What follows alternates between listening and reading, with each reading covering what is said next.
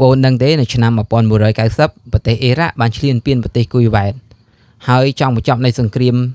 រវាងប្រទេសទាំងពីរនេះគឺប្រទេសអ៊ីរ៉ាក់បានសងសំណងទៅប្រទេសគុយវ៉ែតចំនួន$52,000 លានគឺជាចំនួនទឹកលុយដែលច្រើនមែនទែនបងប្អូនច្រើនហើយគេសងទៅលើក្រុមហ៊ុនរដ្ឋនិងពលរដ្ឋរបស់ប្រទេសគុយវ៉ែតដោយមានការអន្តរាគមន៍ពីអង្គការសហប្រជាជាតិដែលយើងហៅថា UN បងប្អូនហើយតកតងនឹងពួកសៀមដែលឈ្លានពានមកប្រទេសកម្ពុជារបស់យើងមិនយូរមិនឆាប់ទេនឹងសងសំណងមកប្រទេសកម្ពុជាយើងដូចគ្នាបងប្អូនព្រោះប្រទេសកម្ពុជារបស់យើងមានភ័ស្តុតាងជាច្រើននិងរឹងមាំដើម្បីផ្ដល់ជូនទៅ UN ICC និង ICJ រួចទៅហើយបងប្អូនហើយនៅថ្ងៃនេះយោធារបស់ទាហានសៀមក៏គេបានប្រាប់ប្រជាពលរដ្ឋគេដែរថាឲ្យលុបវីដេអូរាល់សកម្មភាពរបស់គេដែលឈ្លានពានមកប្រទេសកម្ពុជារបស់យើងដូចជាឲ្យយោធារបស់គេ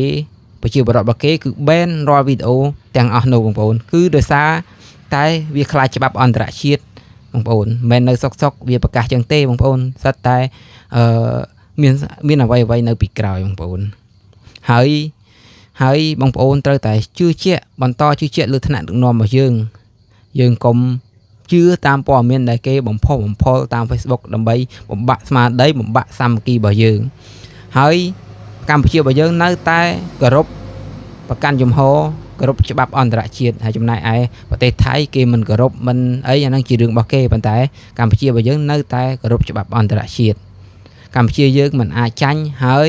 ថៃក៏មិនអាចឈ្នះ